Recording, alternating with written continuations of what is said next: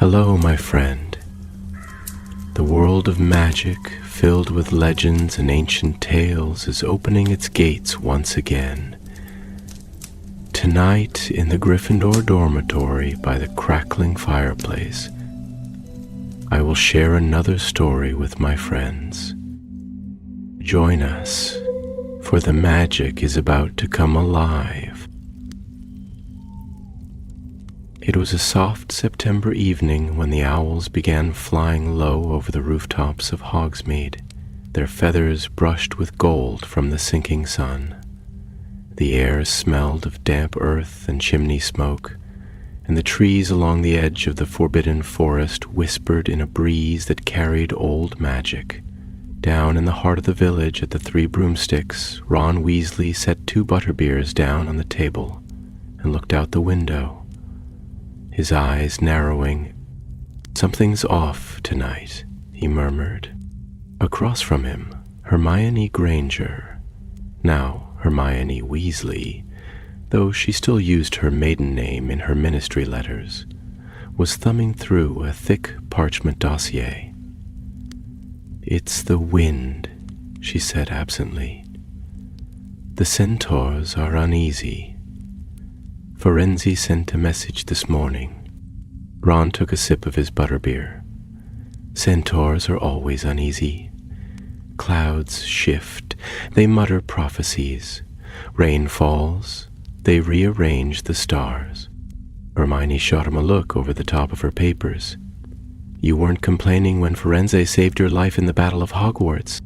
"That was different," Ron said quickly. "That time, the stars were right." She smiled, but her brow furrowed as she read the last lines of the report. Something had been found, or rather, something had awakened in the deepest parts of the Forbidden Forest. The magical creatures that dwelled there were changing, not dying, not sick, but different, off, tense, as though enchanted by something ancient and malevolent. Hermione closed the folder and leaned forward. "Hagrid sent a message, too. He says the unicorns are avoiding their usual paths. One of them turned violent last week." Ron blinked. "A violent unicorn?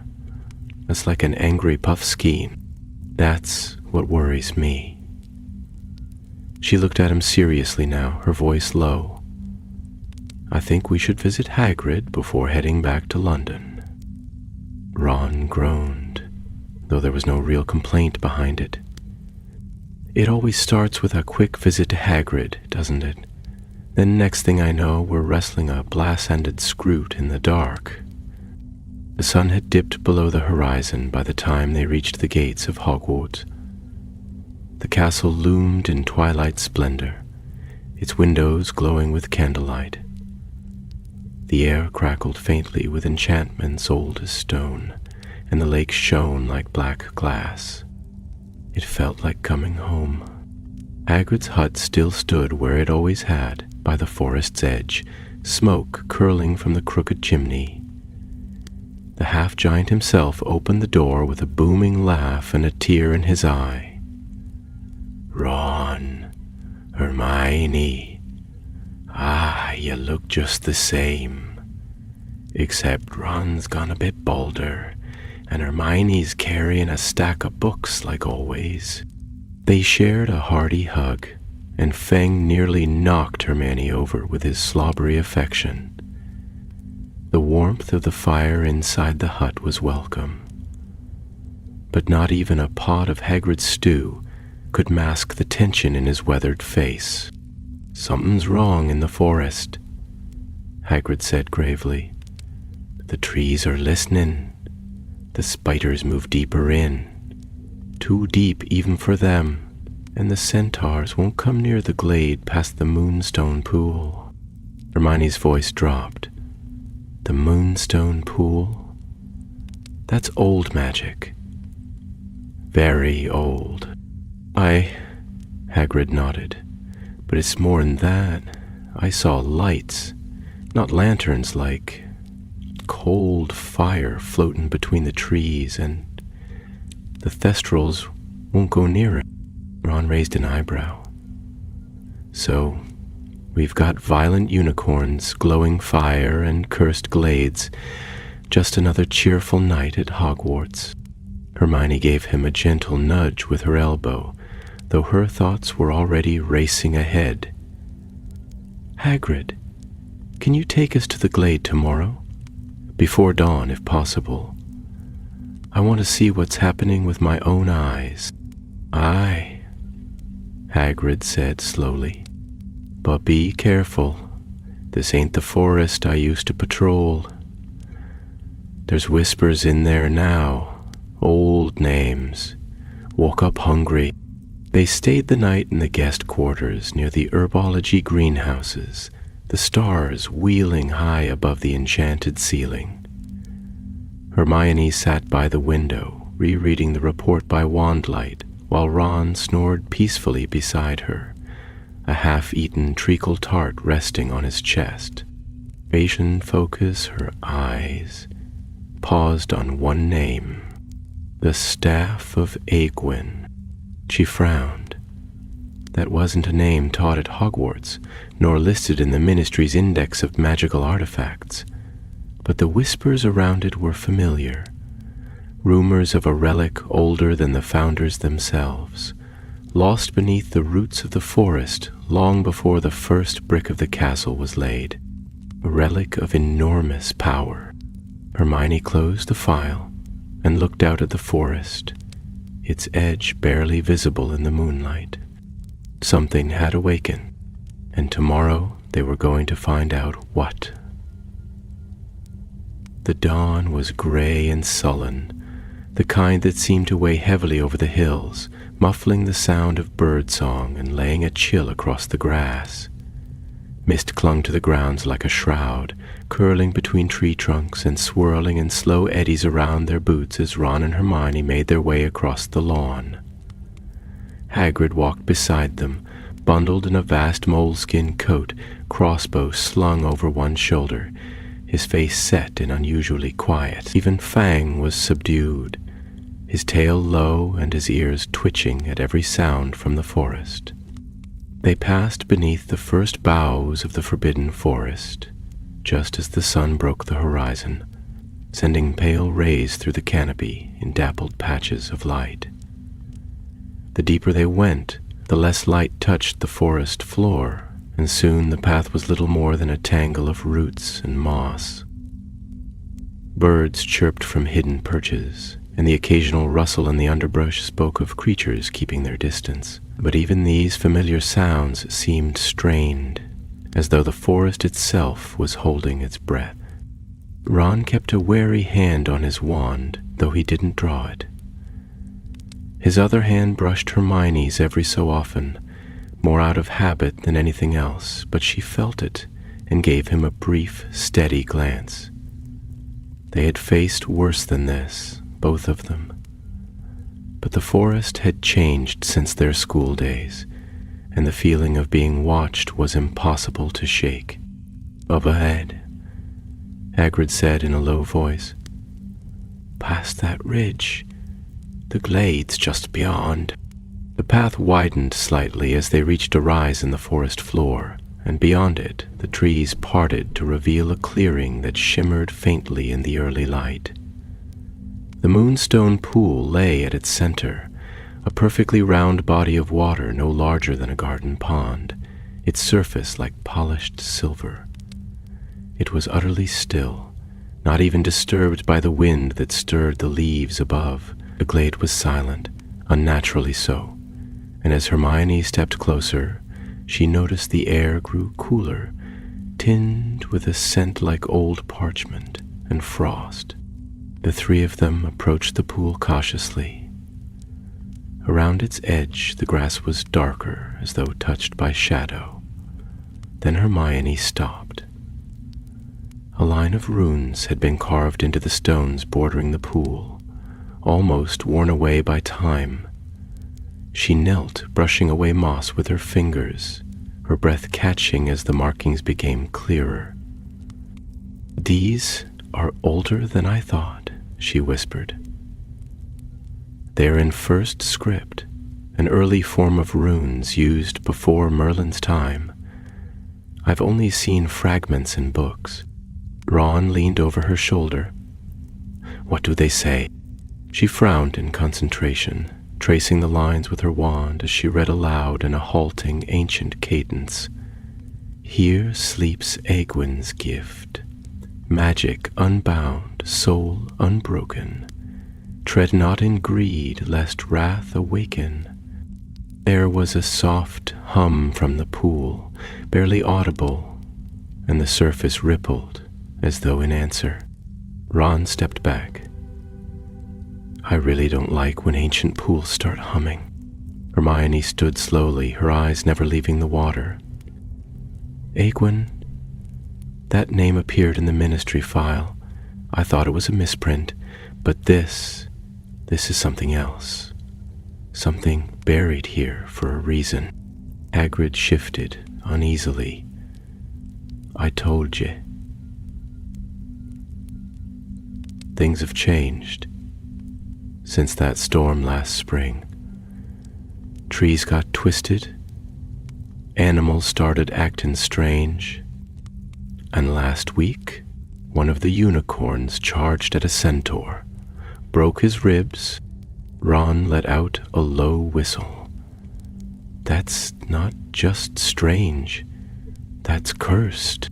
Before Hermione could answer, a sudden wind swept through the glade. The trees shivered, and a deep groan echoed through the forest, as though the roots themselves were shifting. Then, from the shadows across the glade, came the sound of hoofbeats. Not the graceful tread of centaurs or unicorns, but heavy, deliberate steps that thudded against the ground with unnatural weight. Hagrid raised his crossbow instinctively. Back up, both of you. Slowly now. 3 figures emerged from the far side of the glade. They were tall, cloaked, and hooded, their robes dark as ink and trimmed with silver threads that shimmered in the gloom. Their faces were hidden, but the air around them crackled faintly, as though reality bent slightly at their presence.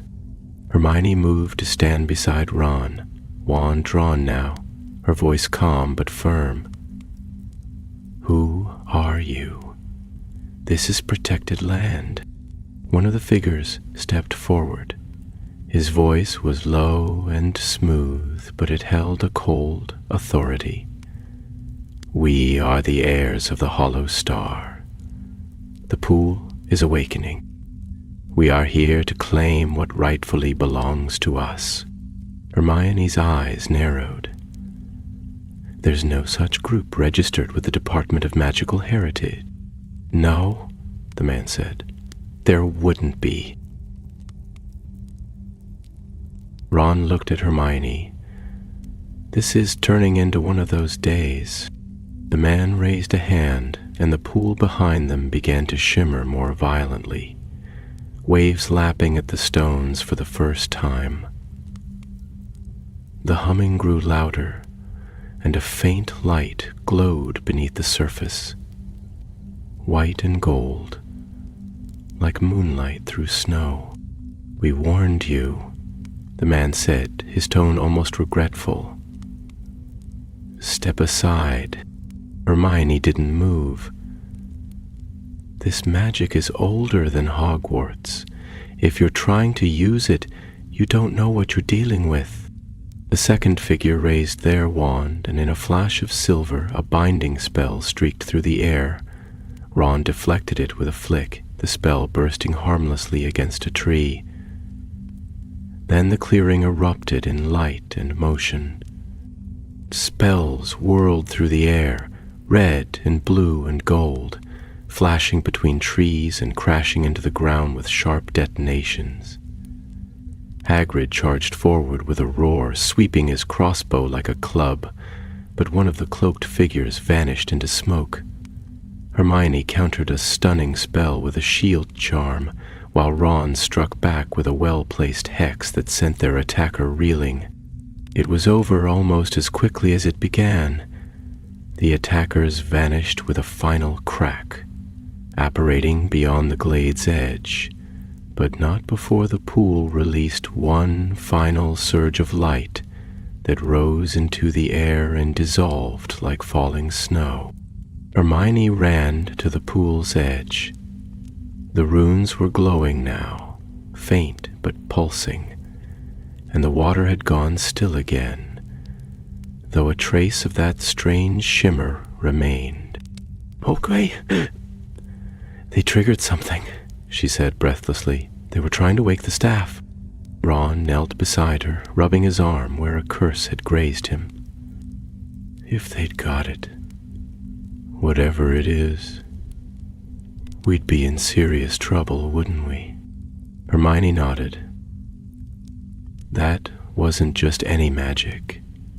That was founder-level power, buried and forgotten for a reason.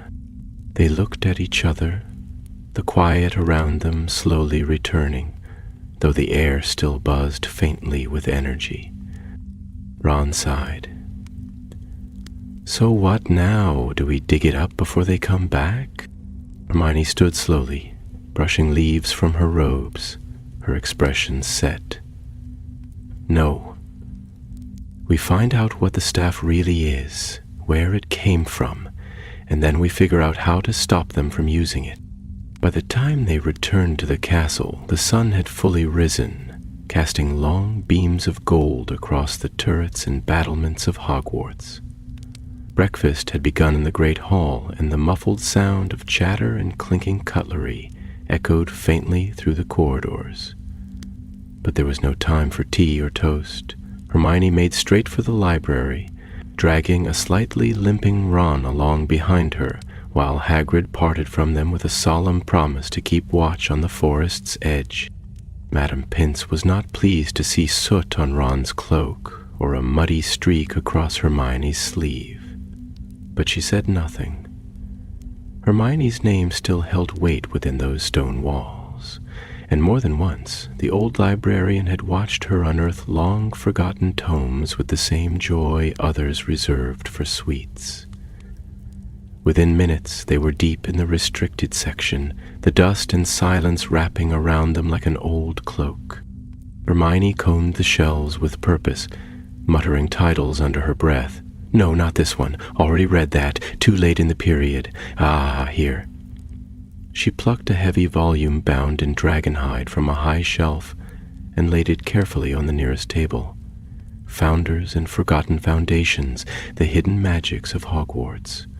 The cover was cracked and the pages smelled faintly of pipe smoke and lavender. She turned quickly to the index and scanned the entries. Ron leaned over her shoulder, rubbing at his sore arm. "So, what are we looking for exactly? Egwin? Hollow star? Glowing evil staff?" "Egwin," Hermione said, flipping pages. "If we understand who they were, if they even were a real person, we might figure out what's buried in that glade." Her finger stopped on a small subheading titled, "The Fifth Pillar, Theories of a Forgotten Founder." She read aloud, her voice steady and measured. "Among the more obscure legends surrounding the founding of Hogwarts is a persistent tale of a fifth contributor to the school's early enchantments. Though no historical record confirms this individual's name, certain texts refer to a powerful witch, Egwin, who lived in the Highlands during the time of Godric Gryffindor and Helga Hufflepuff. She is said to have been a guardian of forest magic, older than the founders themselves, and possibly responsible for the protective enchantments that still guard the Forbidden Forest today."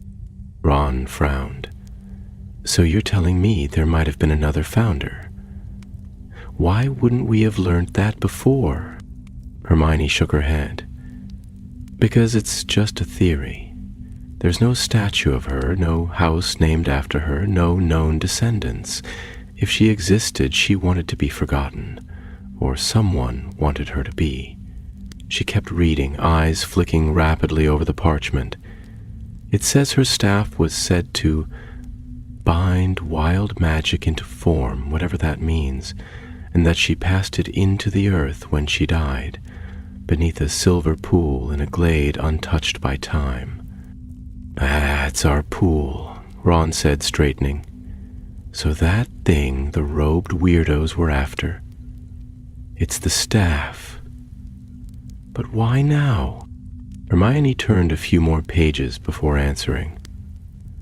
There was a tremor 3 months ago. Magical tectonics. Professor Sinistra reported it to the Department of Magical Infrastructure. It might have cracked the wards holding the staff in place. The forest magic is old, Ron, and it's temperamental. That staff wasn't just buried. It was sealed. Ron looked thoughtful for a moment. You don't think that cult, what did they call themselves? Heirs of the Hollow Star? You don't think they caused it? I don't know, Hermione said slowly.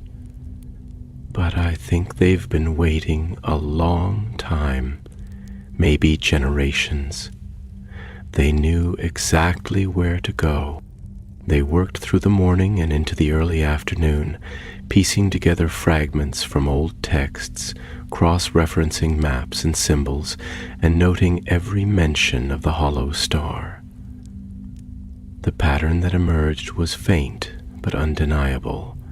There were whispers of the group as far back as the early 1000. 600. Always at the fringes of magical society, always searching for something lost. Their symbol, a 5-pointed star inscribed in a hollow circle, had appeared in graffiti, cursed relics, and even one minor uprising in Cornwall.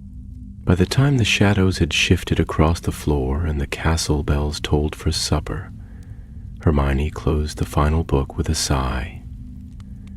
They believe Egwin's staff was meant to shape magic itself, that it can tame wild magic, alter magical laws, even undo spells cast by others. If that's true, it could rewrite the foundation of magical control. Or, Ron said grimly, turn someone into the most dangerous wizard since you know who. Hermione nodded. Exactly. And they want it, badly. They left the library in silence, their footsteps echoing down the marble stairs. The great oak doors of the castle were open to the cooling air, and through them the sky burned with the colors of dusk. A figure was waiting for them just beyond the threshold, tall and stern beneath the last rays of light. Professor McGonagall. I understand you had an encounter in the forest, she said without preamble. Her gaze was sharp, her tartan cloak flapping gently in the wind. Hermione stepped forward. Yes, Professor, we believe a group calling themselves the Heirs of the Hollow Star are trying to retrieve a powerful magical artifact, one possibly tied to the school's earliest protections. McGonagall's lips pressed into a thin line. I feared as much. There have been disturbances. Outwards weakening, enchantments misfiring. Even the room of requirement refused to open for a group of students last week. She looked between the two of them. What do you intend to do next? We need to get ahead of them, Hermione said. They'll try again. And next time, they might bring more than 3. I'll speak with the board, McGonagall said. We'll place the castle on a higher alert. Discreetly. And you? Be careful. Hogwarts still remembers its defenders. As night fell over the grounds, the stars emerged, glinting cold and white above the turrets. Ron and Hermione stood together at the edge of the courtyard, staring out toward the dark line of the forest. The trees loomed silently, but they both felt the stirring, ancient. They'll come back, Ron said softly. They always do. Hermione slipped her hand into his. Then we'll be ready. The days that followed were quiet only on the surface. Within the Ministry of Magic, beneath the polished brass and gleaming chandeliers of the Department of Magical Law Enforcement, a flurry of messages passed in secret. Hermione returned to her post as head of magical legislation, but her mind remained tethered to the forest glade and the half-seen figures who had tried to claim the staff. She spent long hours locked behind her office door, compiling her report and poring over old archives, seeking any trace of the heirs of the Hollow Star in the deep folds of magical history.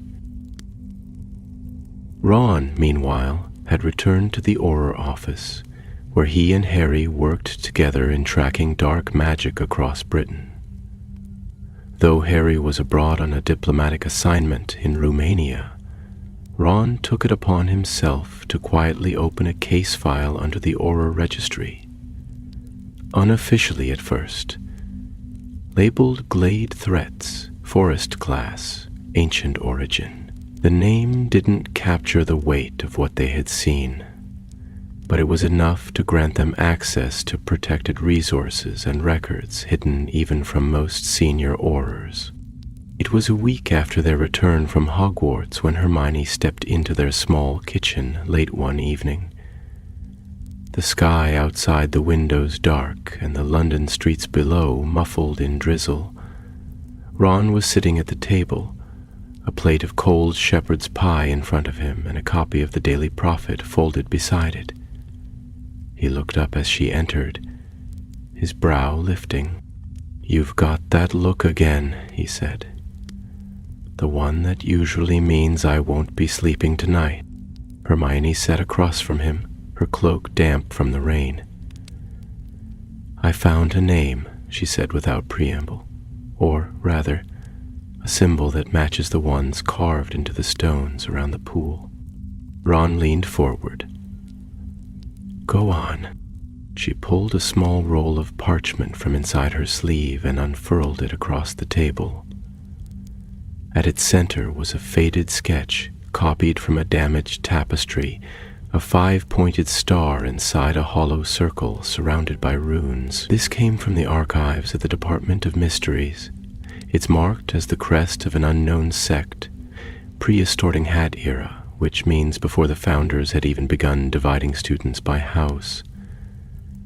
Whoever they were tied to something called the Hollow Star Covenant. That name came up again and again. Ron studied the drawing. So they've been around for centuries. Hidden, watching, and preparing, Hermione added. I found references to 3 rituals they attempted throughout magical history, each time at a place of natural magical convergence: the Glenmore Caves, the Wellspring of Illen, and the Isle of Bran. In each case, they tried to draw power out of the earth, using the old rites, rituals involving artifacts, and each time, something stopped them. Ron scratched his chin. Do we know who stopped them? Hermione hesitated. No, the records don't say, but one note suggests they were interrupted by guardians of the living threshold. It could be code for the Order of Merlin, or perhaps another group that's been lost to time. Ron tapped a finger against the parchment. What do we do now? Wait for them to make their next move? No, Hermione said. We make ours first. If they're hunting the Staff of Egwin, they'll need components to unlock its full power. Ritual tools, binding stones. They're rare and tracked. If I cross-reference the Ministry's artifact register with known cursed object dealers, I might find out who's helping them. Ron grinned. So we're hunting cultists now, are we? We're stopping an ancient magical sect from unearthing a legendary staff that could bend magical laws to their will. Hermione said briskly. Yes, we're hunting cultists. And so, in the weeks that followed, the hunt began. By day, Hermione navigated dusty corners of the department, tracing lost heirlooms and forbidden enchantments, while Ron followed darker paths, meeting with informants in Nocturne Alley, chasing whispers through hidden pubs and black market broomyards. They met in the evenings to compare notes, their fireplace crackling as maps, scrolls, and books littered the sitting room. It was on one such evening, just as the clock struck midnight, that a breakthrough came. Ron threw down a piece of parchment, his face flushed with triumph. Got it, Fagin Bellwether, a name from my Nocturne contact. He's been moving magical relics to anonymous buyers, no questions asked. One of them matches the description of a ritual keystone. Old basalt tablet, carved with silver channels, laced with blood magic. Hermione's eyes widened. That's one of the components. The staff can't be activated without 3 of them. If he's sold one, there might be more. I got an address, Ron said. Warehouse on the edge of Spinner's End.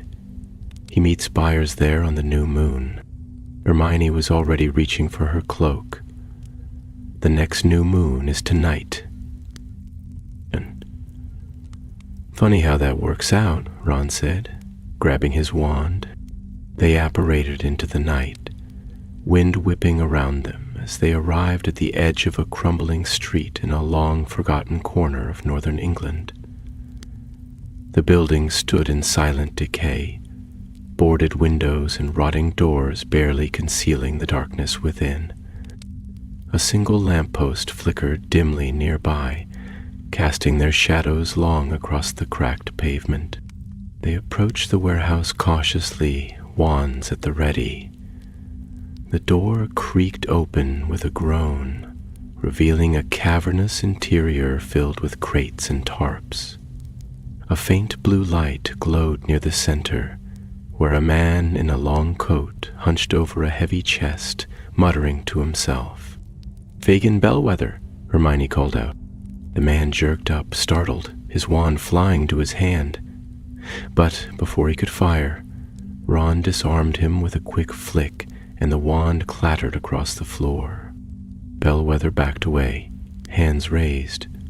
"I'm not part of any cult, I swear. I just sell things." Hermione stepped forward. "The keystone. Where is it?" He hesitated, eyes darting toward a tarp-covered crate. "Gone. Sold it 2 nights ago. Same buyer as before. Hooded, masked. Never speaks." "Where did the meeting take place?" Ron asked. "A ruin," Bellwether stammered. "Out in the fens, called it the Mirror Hold. Said the stars would be right by month's end."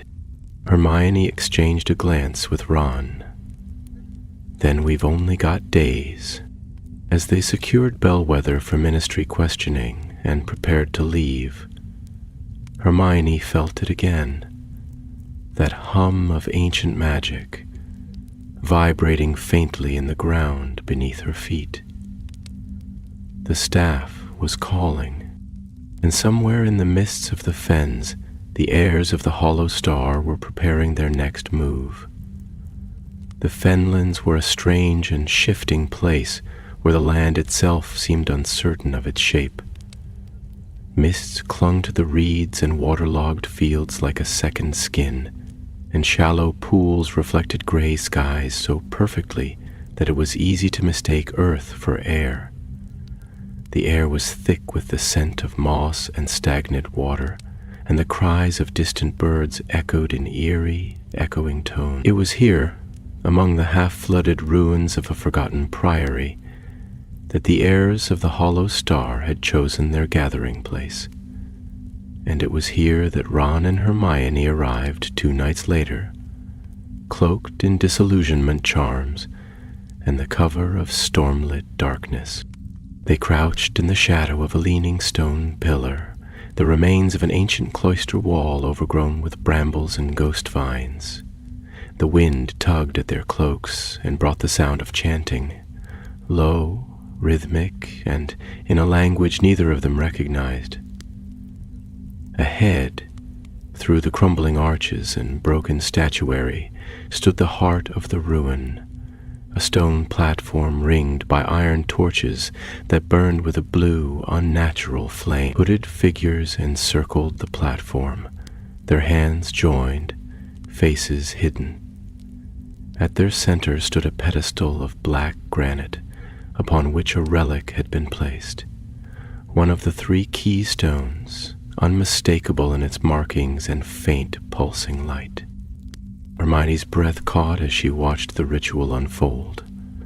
The cultists were drawing power from the keystone, not to awaken the staff directly, but to prepare the path.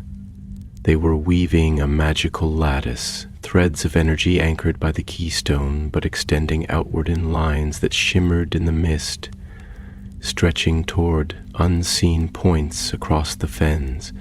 It was a binding ritual, anchoring the staff's dormant energy to the land itself. "We have to stop them," Ron whispered beside her, his wand already drawn, his voice tight with urgency. "If they complete that lattice, the staff won't just wake.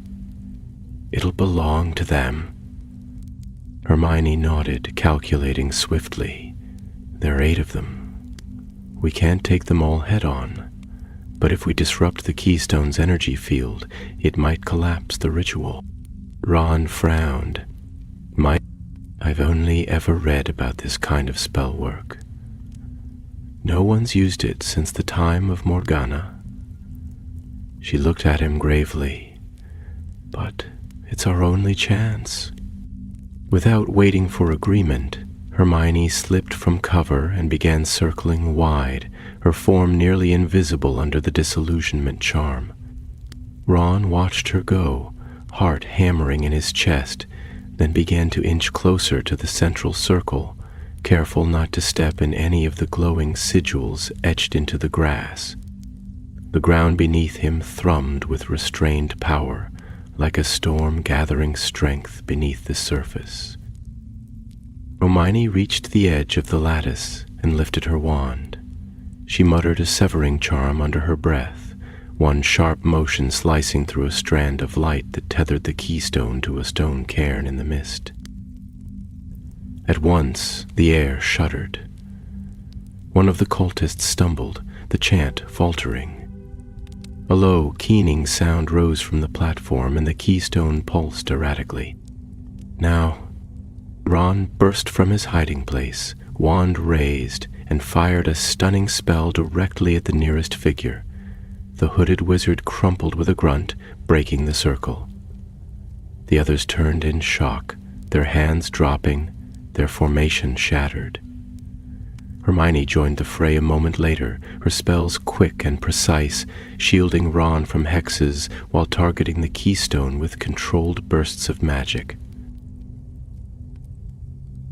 A burst of green light arced through the night, barely missing Ron's shoulder.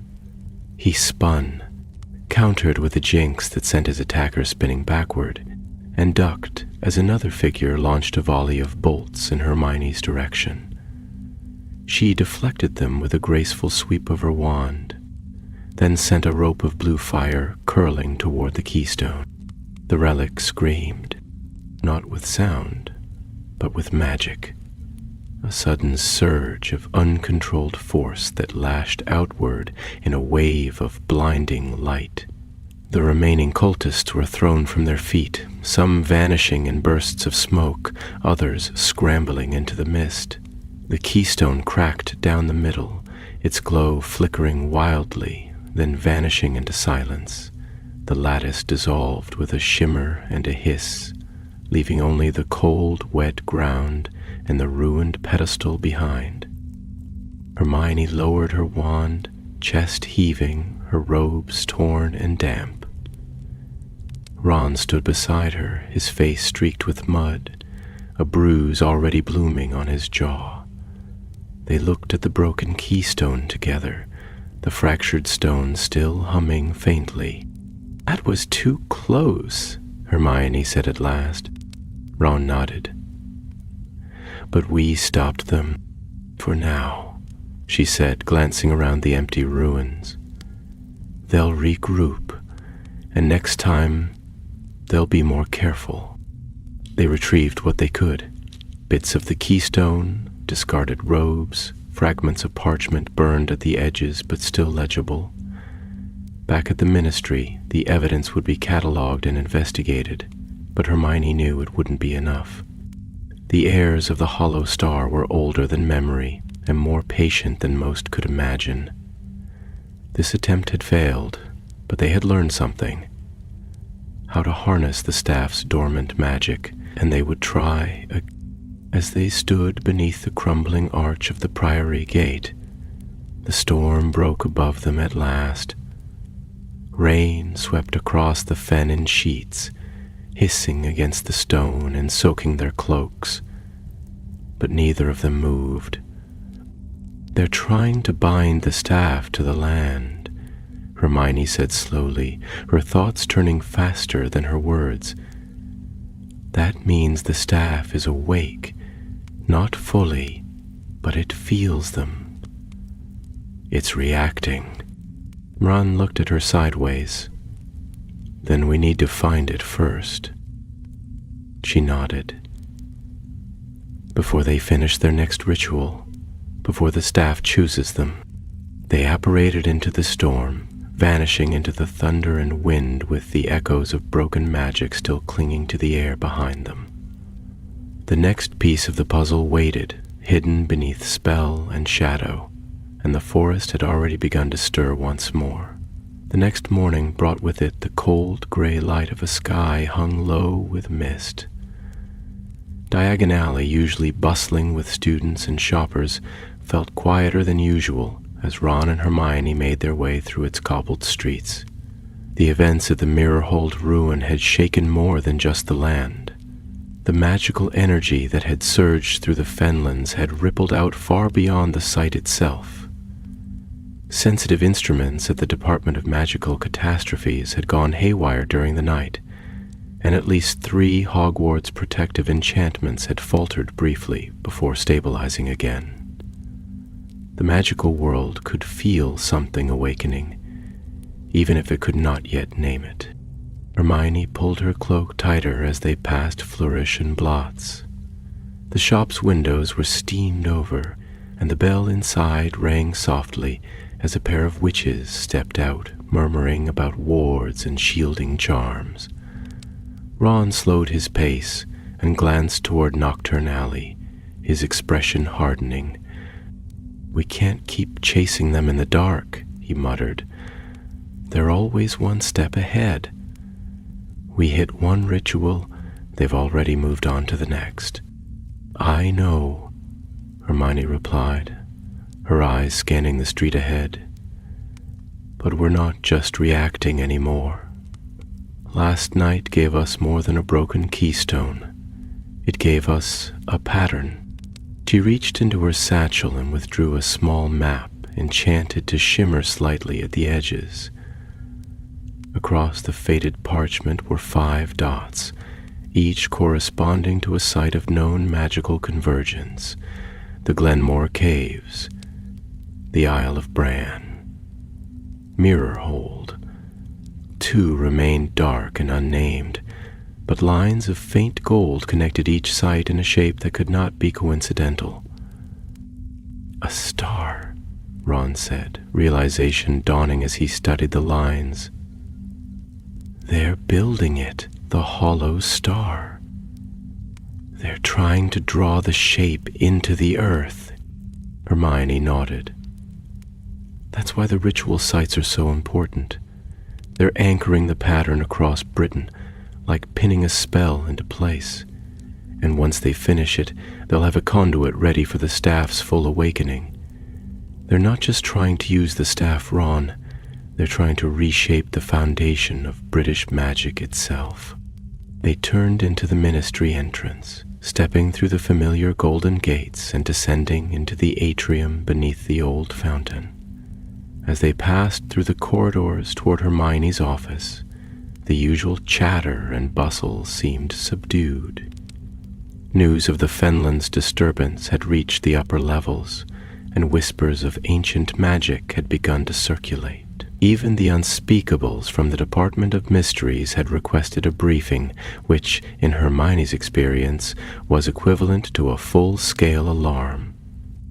Inside her office, she cleared space on the table with a flick of her wand and spread the map out fully. Ron perched on the edge of a chair, still damp from the rain, as she placed a glowing crystal atop the center of the map. "Watch this," she said, touching her wand to the keystone fragment they had recovered. A pulse of magic flowed from the crystal, lighting up the already known points and then sparking outward toward one of the two remaining dim spots. A new location glowed faintly, Cairngorm Tor, a jagged, windswept ridge in the Scottish Highlands, remote and warded by ancient enchantments, placed there by druids long before Hogwarts had risen from stone. "It's the next site," Hermione said. "If we move quickly, we can be there before they start." Ron frowned at the map. "That ridge is cursed ground. Aurors don't even patrol it anymore. Last team that went near it ended up chasing their own shadows for 3 days. Half of them still have nightmares." Hermione looked up at him. "We'll have to be clever then. Get in and out before the land reacts. The magic there doesn't like intruders, but it respects intention. If we go with the right protections, we can reach the summit and disrupt whatever they're building." 2 hours later, they were flying north, cloaked in protective enchantments and weather-deflecting charms. The storm that had passed over the fens had moved on, but the highlands brooded under leaden skies. Snow dusted the peaks, and the wind howled through the crags like a living thing. They landed just short of the Tor's southern slope, dismounting from their broomsticks on a narrow ledge that overlooked a valley wrapped in mist. Even before their feet touched the stone, they felt it, that same pressure in the air, the deep, waiting silence of magic older than memory. The land here pulsed faintly beneath the surface, as though a heartbeat echoed within the rocks. Hermione whispered a charm of grounding, her wand glowing faintly as she anchored their presence to the earth. Ron followed suit, though his hand was tighter on his wand than usual. They climbed carefully, wands drawn and cloaks wrapped tightly. The path was treacherous, little more than a thread carved into the side of the Tor. Below them, shadows twisted through the mist, not creatures exactly, but impressions, echoes of long-dead spells that had never quite faded. Hermione led the way, muttering low counter-charms as they passed wards woven into the stones, each one a relic of forgotten wars. At last they reached the summit. A flat expanse of stone stretched out before them, arced with grooves that had once been part of a great circle. At its center stood a stone monolith, tall and dark and cracked by age, but humming with power. Around it were more figures, 5 this time, cloaked and chanting softly, their voices barely audible above the wind. The air shimmered with the beginnings of another binding spell. Ron hissed under his breath. "Too many to take by surprise. We'll have to disrupt the spell directly." Hermione was already moving, her wand tracing complex runes in the air. A spell of unweaving, delicate and dangerous. One wrong syllable and the spell could collapse violently, turning the gathered magic into raw force. Ron stood guard beside her, eyes locked on the cultists as the wind screamed louder around them. Then one of the figures looked up. They had been seen. The cultists broke formation instantly, 3 raising their wands while the others continued chanting, their voices rising to a fevered pitch. Spells flew through the air, red, silver, green, lighting up the summit with deadly brilliance. Ron deflected a stunning spell and countered with a blasting hex that shattered part of the circle, sending 2 of the cultists sprawling. Hermione, her eyes closed, whispered the final word of the counterspell and released the unweaving. The ground beneath them shook. A great burst of light erupted from the monolith, not outward but upward, a pillar of white flame that pierced the clouds and vanished into the heavens. The spell had been broken, but not without cost. The stone cracked down the middle, splitting with a sound like thunder, and the cultists vanished in smoke, apparating away as the summit crumbled beneath their feet. Ron grabbed Hermione's hand and pulled her back just as the ledge beneath the monolith gave way, sending shards of ancient stone tumbling into the valley below. They stood, breathless and bruised, as the storm broke at last, and the snow began to fall in earnest. Hermione looked at the shattered monolith and whispered, "That's 2, 1 left, and somewhere far to the south, the final point of the hollow star flickered to life. Unmarked, unknown, and waiting." The days grew colder as October passed into November, and with the shortening of daylight came a deepening of the unease that had begun to spread through the wizarding world. Though few knew the cause, magical disturbances were being reported with increasing frequency, cauldrons boiling over for no reason, owls losing their sense of direction mid-sleet, and wards that had held strong for centuries flickering as if caught in a great wind. At Hogwarts, the enchanted ceiling of the Great Hall had begun to behave oddly, sometimes reflecting stars that didn't belong to the sky above. Even the portraits in the ministry had begun to mutter, glancing nervously from frame to frame as if aware of something moving just beyond the reach of human eyes.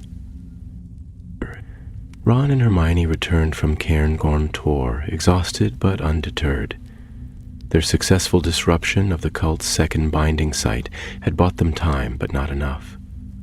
The keystones might have been the tools, and the rituals the path, but the heart of the heir's plan remained the staff itself. The artifact's power was no longer dormant. It stirred beneath the forest floor, drawing those who sought it like moths to flame. The final point of the hollow star remained hidden, but Hermione was convinced it would not stay so for long. They had taken to working late into the night in their flat above Grimmauld Place, having reclaimed a small part of it for their own use after the war. The old house still creaked with memories and magic, but it offered a certain kind of privacy they could not find in the ministry. The sitting room had been converted into a war room of sorts, its walls lined with maps, old tomes and magical tracing charts that shifted and shimmered with soft light. Hermione sat at the hearth one evening, her brow furrowed as she read through a leather-bound volume of obscure magical cartography, while Ron peered over her shoulder, munching on a leftover pumpkin pasty and squinting at the fine script. "I still think we're missing something obvious," he said through a mouthful of crumbs. "We've found 4 points. Why hasn't the last one revealed itself yet?" Hermione didn't look up. "Because it's not a place, not exactly. Or if it is, it's hidden beneath so many enchantments that no map can find it. The other 4 are fixed, anchored to physical sites of magical convergence, but if the 5th point completes the hollow star, then it might be different. It might move." Ron raised an eyebrow. "A moving anchor?" "Yes," she said, tapping the page. "There are ancient rituals that describe floating nexus points, magical centers that can drift, especially if they're tied to living magic rather than ley lines. If the staff itself is the fifth point, and it's not yet fully awakened, then its location could still be shifting. He let out a slow breath and leaned back against the sofa. So we're not just looking for a place. We're looking for when it settles. Hermione nodded. Exactly, and we'll have to be there when it does. The problem was that the staff was beginning to affect the world around it. Each time the cultists performed a ritual, the ambient magical balance of Britain shifted slightly, aligning itself more closely with the hollow star structure. It was as though the staff, buried deep in the earth, was tugging at the seams of reality, drawing threads toward itself in preparation for the final awakening. The more they disrupted the cult's progress, the more frantic the shifts became. It was 2 nights later, as Hermione combed through a book of ancient magical echoes, that a breakthrough came. She had been tracing the pattern of magical disturbances reported over the last month.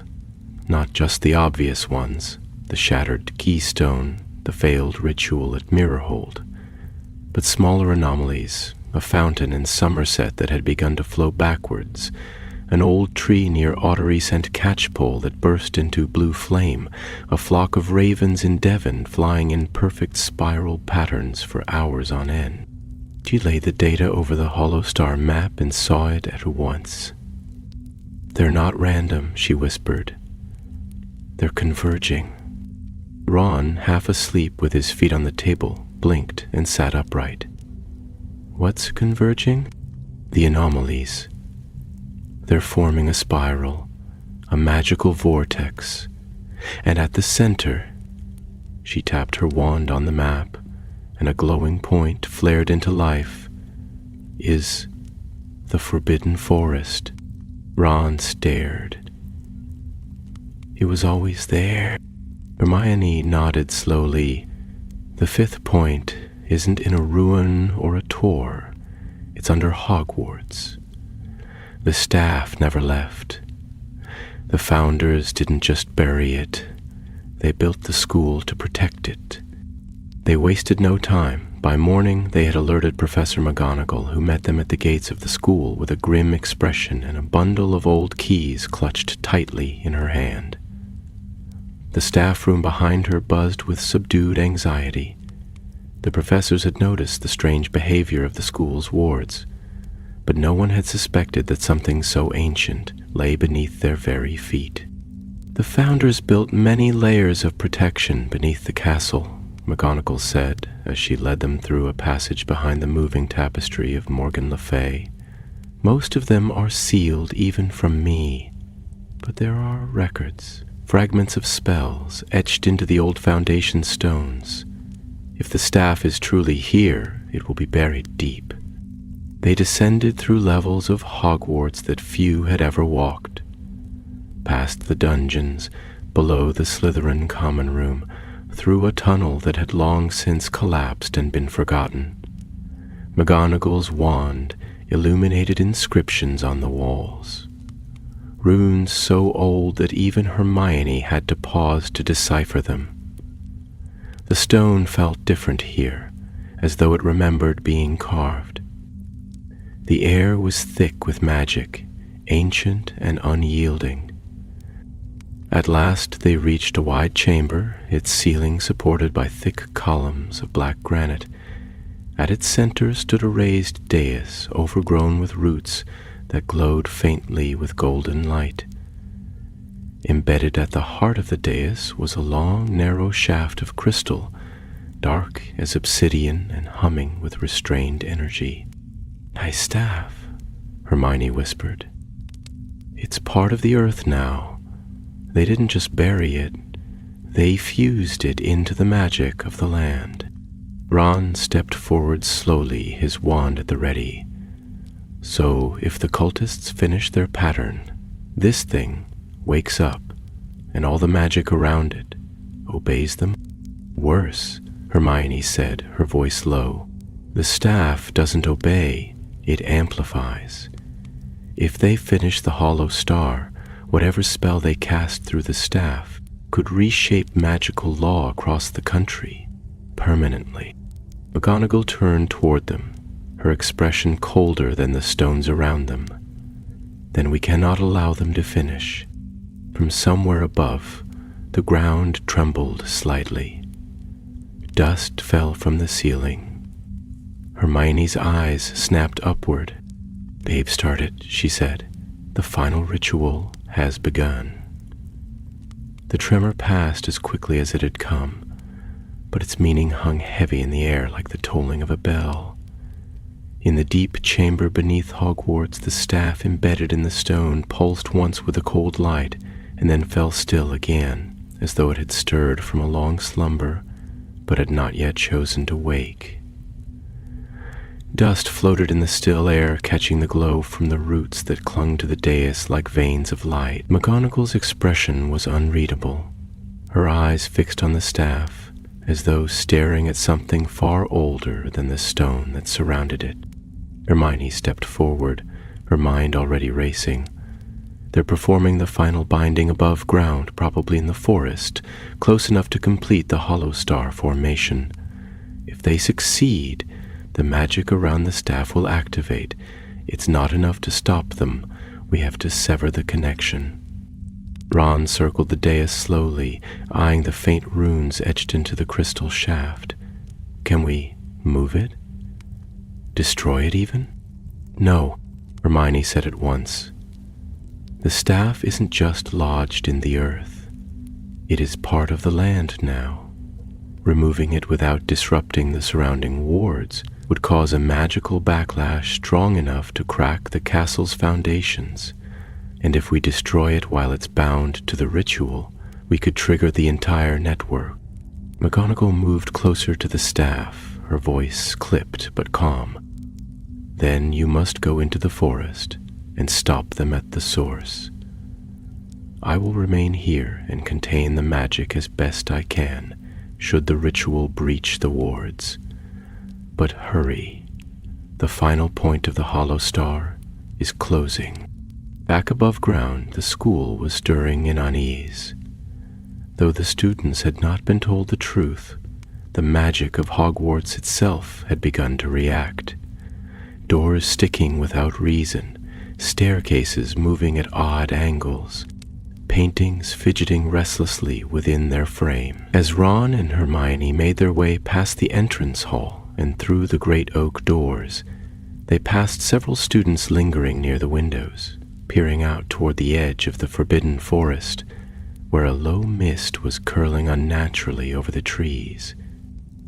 They broke into a run once they crossed the lawn, the sky overhead darkening as though a storm were gathering, though the air remained dry. The trees ahead loomed like guardians, tall and motionless, and as they stepped beneath the canopy, the stillness became absolute. No bird song, no rustling of leaves, only the quiet hum of power spreading like a web through the roots and branches. Hermione guided them by wand light, her free hand brushing the rough bark of ancient trees, reading the flow of magic as if following a current beneath the surface. The deeper they went, the stronger it became, pulling at her, not in a physical sense, but through instinct, a sense of being drawn closer to something immense and waiting. Ron moved just behind her, wand raised, eyes scanning the shadows for movement. He had been through this forest before, but never had it felt so alive. At last they reached a clearing they had never seen before, one that should not have existed on any map. The trees ringed the space in a perfect circle, their branches interlaced above like a vaulted ceiling, and in the center of the glade, a great circle of stones had been laid in the shape of a 5-pointed star. Within each point stood a cloaked figure, their hands raised, and above them floated strands of golden magic, weaving through the air and forming the final arm of the hollow. The heirs of the hollow star had begun their last rite. Morant caught her breath, The ritual was unlike anything she had ever seen. It was not merely spell work, it was architecture. The cultists were shaping magic into structure, forcing raw power into form, binding ley lines and ambient energy into a single focused lattice. The star was nearly complete. Ron touched her arm. "What do we do?" Hermione scanned the clearing quickly. "If we break the symmetry of the star, the spell will collapse. But we'll only have one chance. The magic is too tightly woven. Once they finish the last connection, the staff will respond." Ron didn't wait for further instruction. He circled left while Hermione crept right, both moving between the trees as quietly as the forest would allow. One of the cloaked figures turned, as though sensing movement, but Hermione raised a silencing charm in the nick of time, masking the soft snap of a twig beneath her boot. She reached the nearest point of the star and studied the stone. It had been etched with runes she did not recognize, and at its center pulsed a crystal similar to the keystone from the mirror hold site. But this one was larger, more stable, no doubt infused with the staff's rising energy. She raised her wand and drew a complex countermatter in the air, her mind whirling with every scrap of magical theory she had ever read. The magic was unfamiliar, volatile, but there were rules beneath the chaos. Then, as the cultists chanted louder and the star's light brightened, Ron made his move. He lunged from the shadows and hit the closest stone with a blasting curse. Not strong enough to shatter it, but enough to knock it askew. The symmetry broke. For a heartbeat, nothing happened. Then, the air split open. A crack of pure sound ripped through the clearing as the lines of golden energy shattered. The ritual collapsed inward, imploding in a silent burst of light that sent the cloaked figures flying. The central nexus of the star, a floating orb of radiant power, flickered, sputtered, and dissolved like mist under morning sun. Hermione ducked as a wild surge of energy swept past her, tugging at her robes and scattering leaves in every direction. The cultists, stunned and disoriented, tried to regroup, but Ron had already fired a chain of stunning spells across the glade, knocking 2 of them to the ground. The others disappeared in a series of sharp cracks, apparating away into the dark. When the silence returned, the clearing was no longer alive with magic. The trees, still tall and strange, no longer shimmered with the quiet pull of power. The hollow star had been broken. Hermione lowered her wand slowly and crossed the clearing to Ron, who was breathing hard and covered in leaves. He grinned despite the scratches on his face. "Tina, right? Did we get them all?" he asked. "Most," she replied. "Enough to stop the ritual. The staff won't activate now. Not through their pattern anyway." Ron glanced around at the damaged stones. "So it's over." Hermione looked down at the spot where the nexus had hovered. "For now." They returned to the castle under a sky still bruised with clouds, but the heaviness had lifted. The magic that had been winding itself through the forest was unraveling, retreating into the roots and stone where it had once slept. But even as they passed through the gates, Hermione could feel it still, that quiet hum far beneath the earth. The staff had not awakened, but it had felt them, and it was listening. In the aftermath of the broken ritual, the forbidden forest seemed to settle back into uneasy sleep, though the echoes of what had occurred lingered like a shiver in the air. At Hogwarts, the wards gradually returned to their usual rhythm, and the odd flickering of the enchanted ceiling ceased, restoring the sky above the great hall to its serene, star-speckled charm. But even as the castle resumed its quiet vigilance, those who understood the deeper currents of magic knew that something beneath the earth had shifted. Back in the stone chamber where the staff remained embedded in the dais, Professor McGonagall stood with her wand aloft, eyes narrowed at the crystal shaft that now pulsed, not with violent energy, but with something subtler, an awareness, almost, like a sentient presence biding its time. She had sent word to Hermione and Ron not long after their return, requesting a meeting in the chamber at first light. When they arrived, robes still damp from the mist and dirt of the forest, she wasted no time with pleasantries. "The magic has changed," she said, her voice echoing slightly beneath the vaulted ceiling. "I've stood here each night since you discovered this place. Until yesterday the staff was dormant, its magic quiet and self-contained. But now—" Her gaze moved to the runes etched around the dais, some of which now shimmered faintly with golden light. "Now it listens." Hermione approached the dais cautiously, her wand in hand.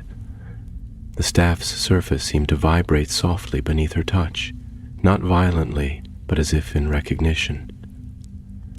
"The ritual may have failed," she said slowly, "but the connection was formed, at least partially." The staff reached outward for the first time in centuries. It tasted the world again. Ron stepped up beside her, peering warily at the crystalline surface. "So what does that mean? That it's waking up anyway?" "Not fully," Hermione replied. "But I think we're past the point where it can be left alone. The heirs of the hollow star may not have succeeded in binding it, but they forced the staff to stir. And now that it has, it won't go back to sleep on its own." Professor McGonagall lowered her wand and folded her arms. The staff was hidden for a reason, and whether it was the founders themselves who did it or the guardians who came before, their purpose was clear: to keep it unclaimed. If it cannot be hidden again, then we must find another way to bind it safely. Hermione hesitated. "There might be one way. I've found mention of a containment rite, a magical binding that draws on partnership magic. It requires 2 casters, perfectly aligned in will and purpose, to weave a stabilization field around an object of immense magical power. The founders used it when sealing the Chamber of Holding in the early days of the school." McGonagall raised an eyebrow. "Dangerous?" "Yes," Hermione said, "and incredibly delicate. But if Ron and I perform it correctly, it might tether the staff to Hogwarts itself, not sealed beneath the castle, but bound by its protections, its enchantments, and its legacy." Ron frowned thoughtfully. "And if we don't perform it correctly?" She looked at him, her voice steady. "Then the backlash could release the staff's raw magic into the castle, unfiltered. It would unravel every charm woven into the walls since the founders' time.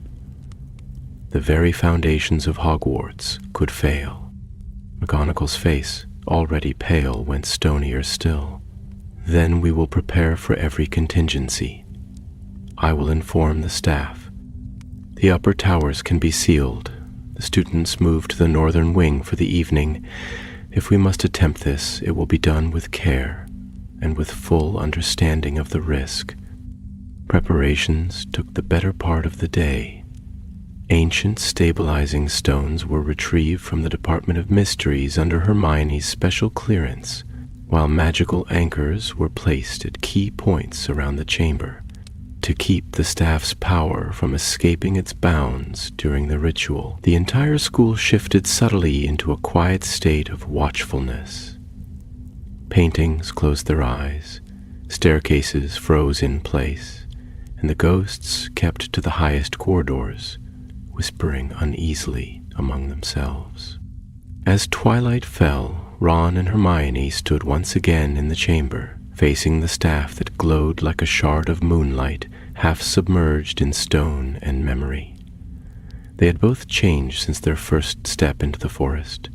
The danger had drawn them together, tested them, reminded them why they had always been strongest side by side. And now, as they prepared to bind a force older than Hogwarts itself, it was not power or knowledge that steadied them, but trust. Hermione drew a circle in the air with her wand, tracing the first of the containment sigils.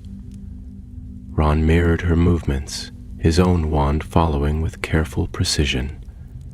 The runes shimmered as they formed, golden symbols weaving together into a lattice that hovered in the air like a net spun from starlight.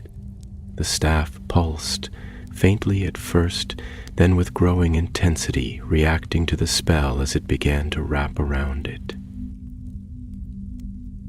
"Synchronize," Hermione said softly, her voice steady despite the swirling wind that now stirred through the chamber. "We must match rhythm, intent, thought." "I'm with you," Ron replied, his eyes locked on hers. All the way, together, they moved through the incantation, ancient words flowing from their lips in a cadence that echoed against the stone-like song.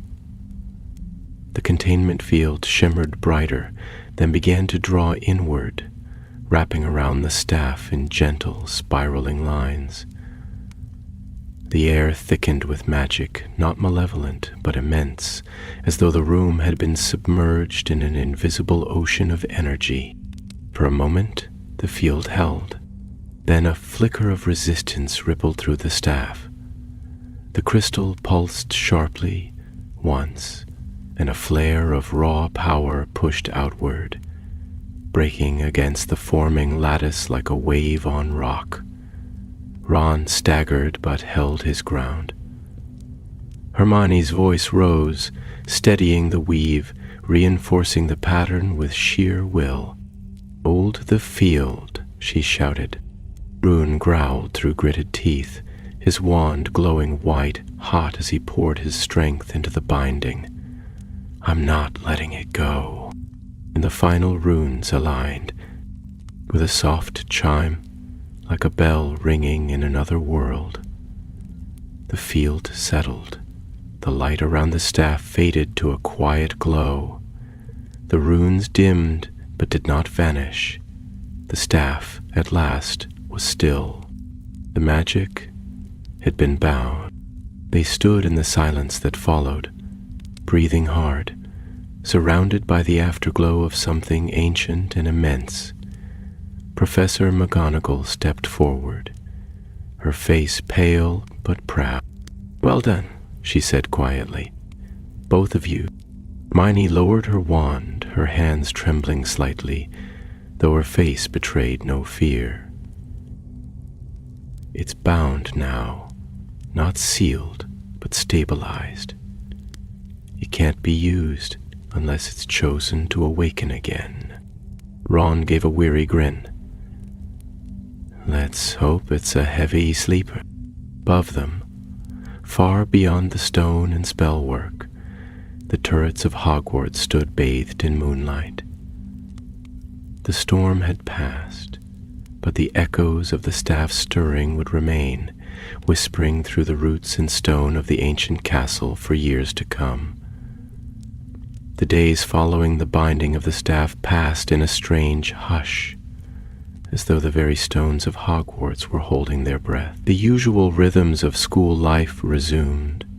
Lessons continued, owls arrived with letters and parcels, and the great hall once again echoed with laughter and the clatter of cutlery. But beneath the surface, A subtle shift had taken place. The castle's ancient enchantments, which had always thrummed with a kind of quiet watchfulness, now pulsed with a deeper resonance.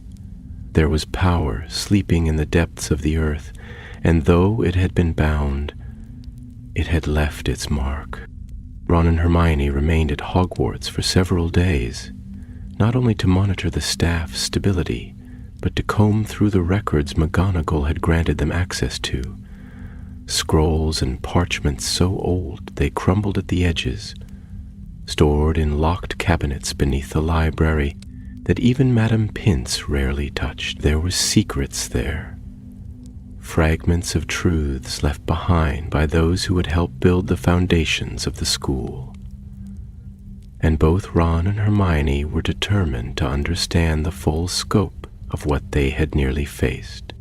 It was during one of these quiet sessions in the high, dusty archives that Hermione uncovered a letter written in spidery script, faded but intact, folded between the pages of a crumbling ledger marked with the crest of Godric Gryffindor himself.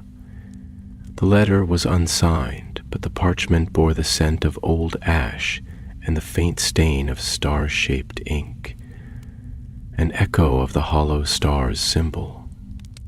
She read it aloud in a whisper, her voice barely audible above the creaking of the library shelves. To wake the staff is to speak with the world itself, to stir the root song of magic that binds all things. Such a gift is too great for one soul to wield. It must remain buried, not in secrecy but in solemn trust, that it may sleep until the world learns to ask, not command. Ron leaned over her shoulder, brow furrowed.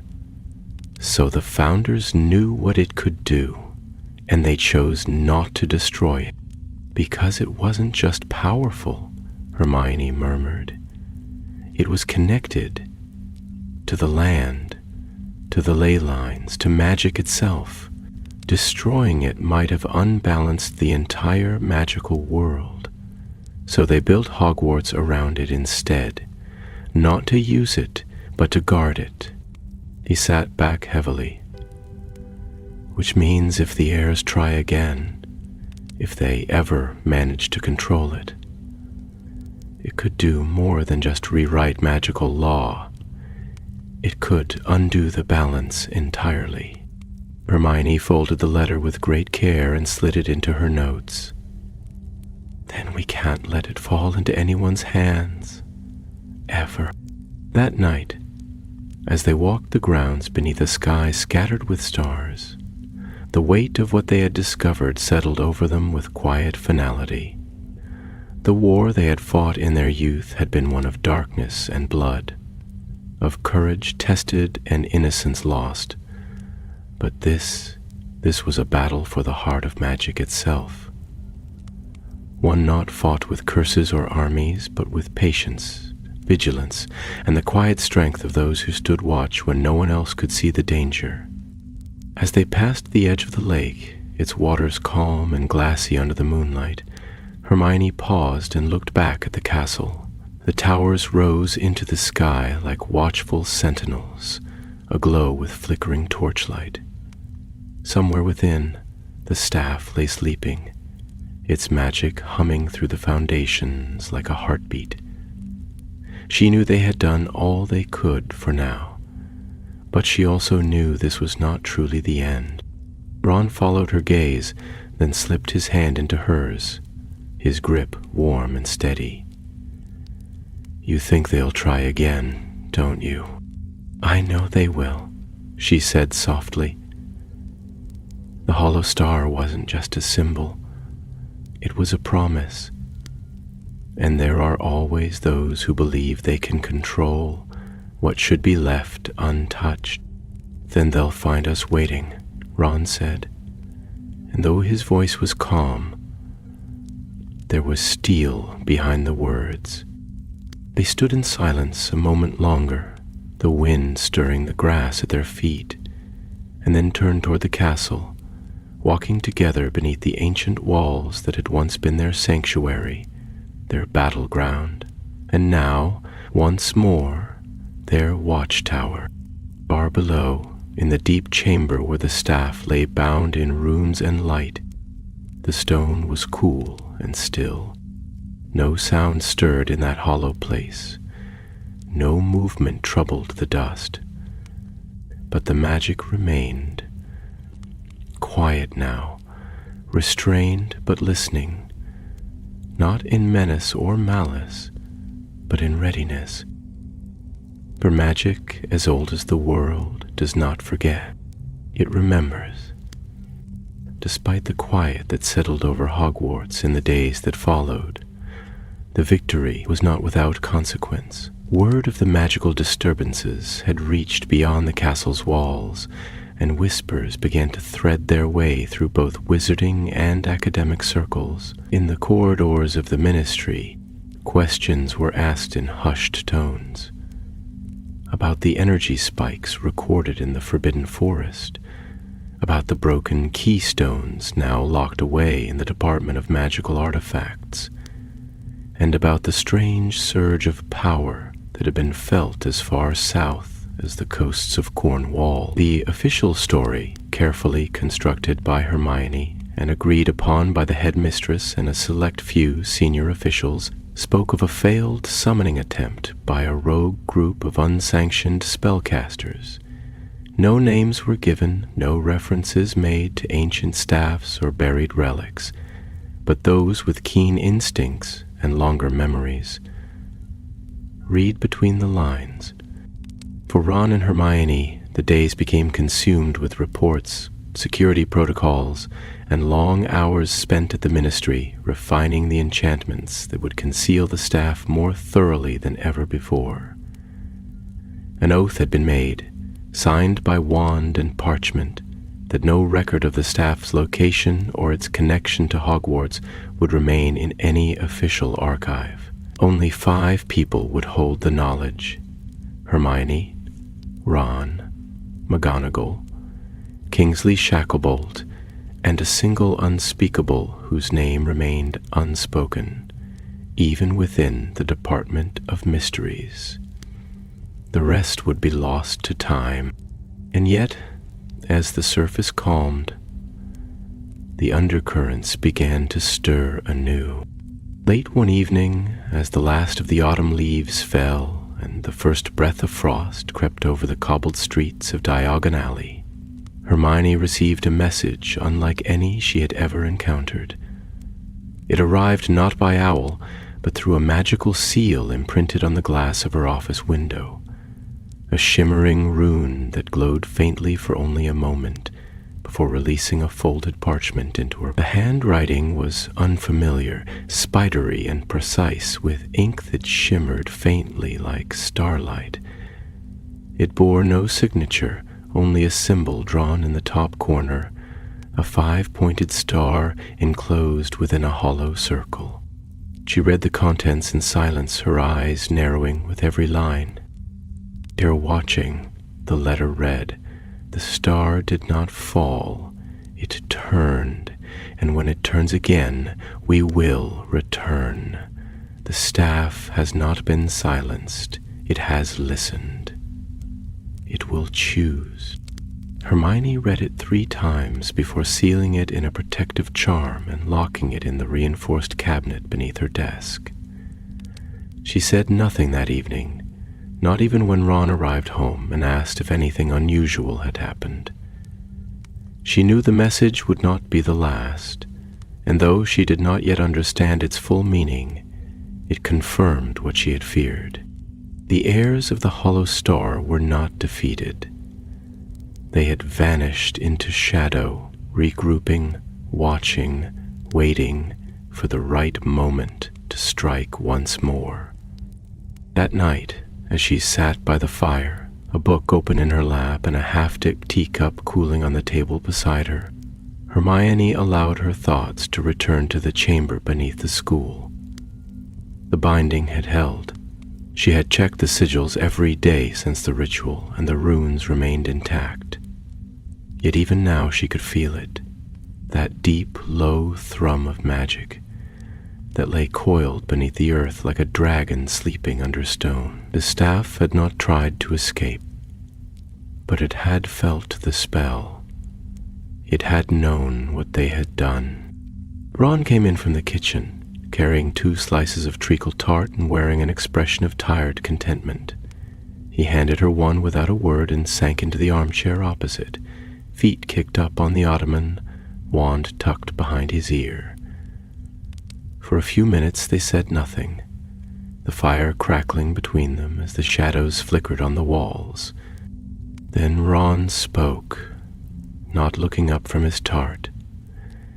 "You're thinking about it again." Hermione didn't deny it. "They're not gone." "I know," he said quietly. "They'll come back. Cults always do. The good ones, anyway."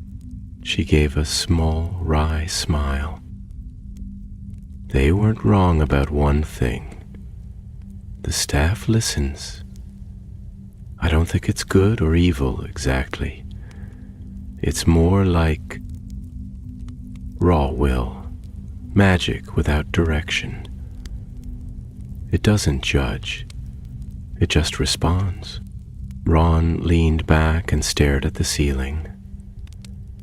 "Then let's hope the next person it hears is someone worth listening to." The weeks passed, and with them came winter.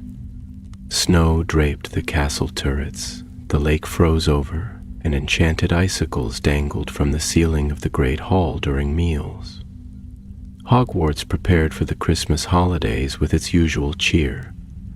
Holly garlands and floating lanterns, singing suits of armor and warm fires crackling in every hearth.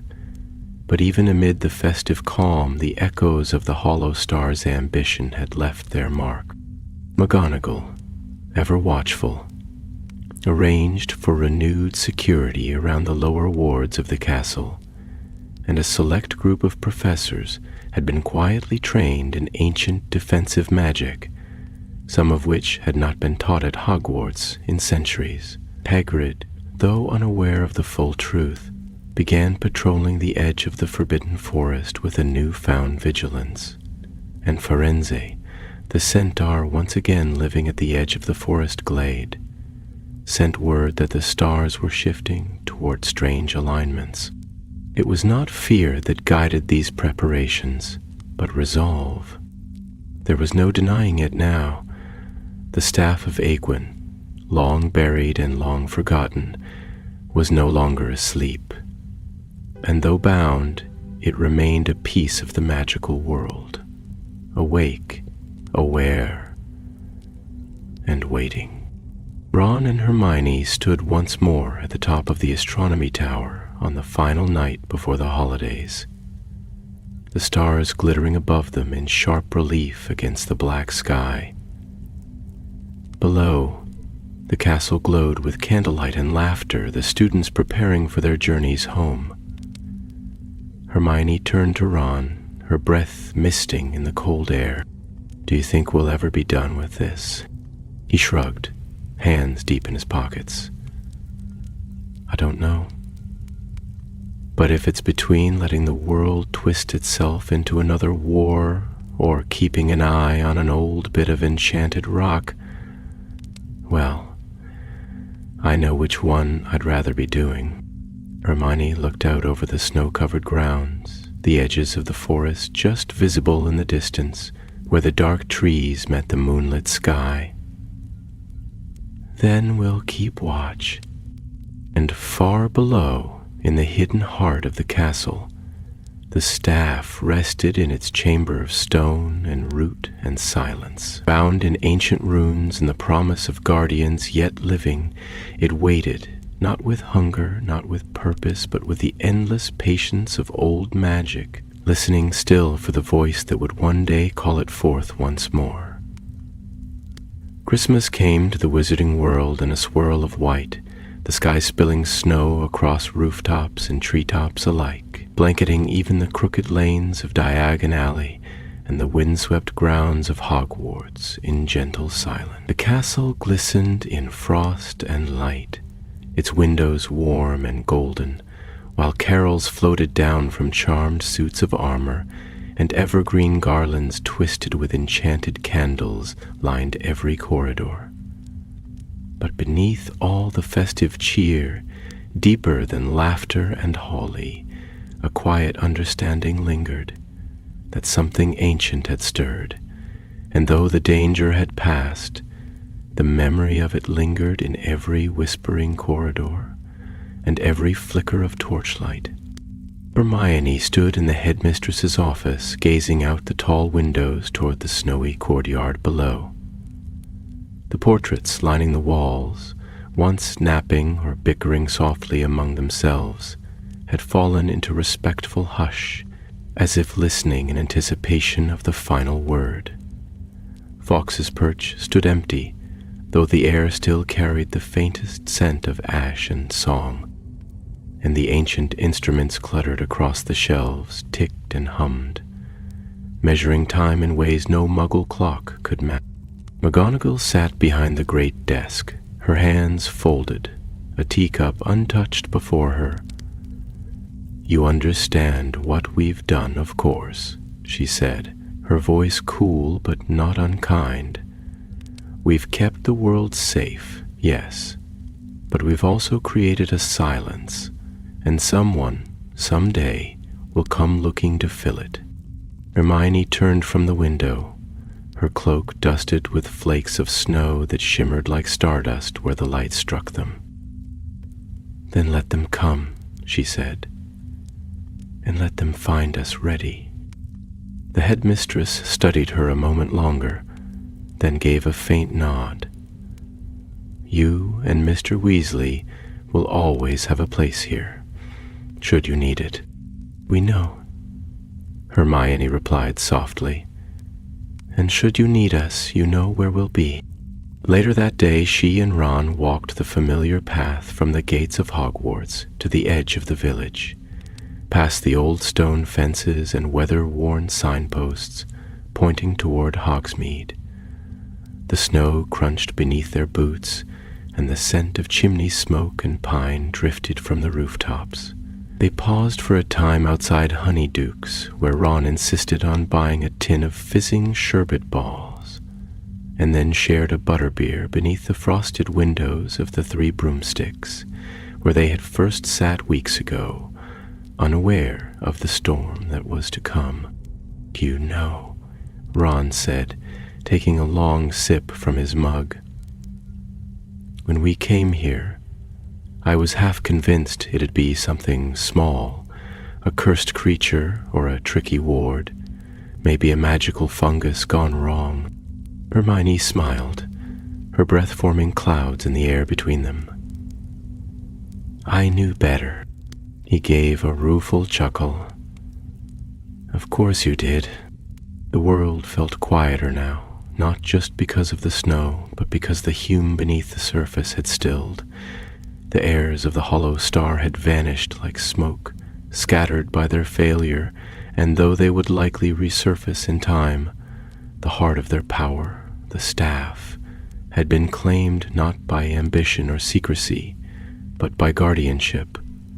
It would remain there beneath Hogwarts, not sealed away to be forgotten, but watched over, understood, remembered.